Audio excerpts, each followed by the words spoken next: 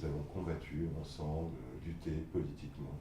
Et j'ai demandé hier, enfin j'ai annoncé hier que je souhaitais le report de quelques jours de ces négociations afin de nous permettre d'abord définir les points qui doivent être discutés et donc de se préparer avec nos équipes à venir rencontrer l'ensemble des participants et à faire en sorte que cette rencontre, ce dialogue, permette de trouver une véritable solution et ne soit pas un dialogue inutile. Dans un cabinet conseil, je suis manager en achat. J'ai bon espoir que les négociations soient reportées de quelques jours.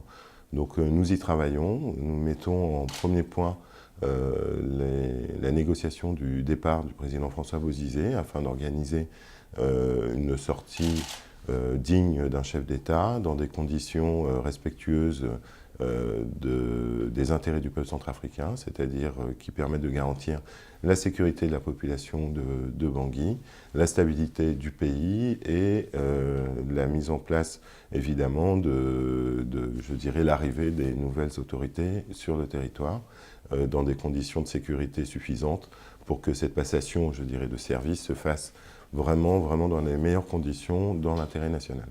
Je te demande de prendre tes responsabilités vis-à-vis de ta famille. Et s'il m'arrive quelque chose, prends. Nous avons les moyens de prendre Damara, y compris de prendre Bangui aujourd'hui. Mais nous ne souhaitons pas que la capitale subisse des affrontements.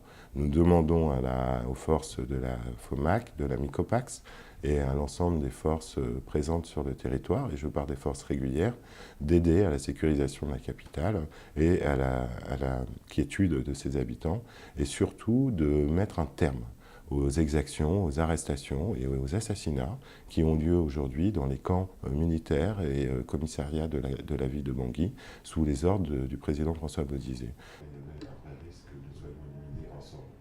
Donc il a fallu faire un choix.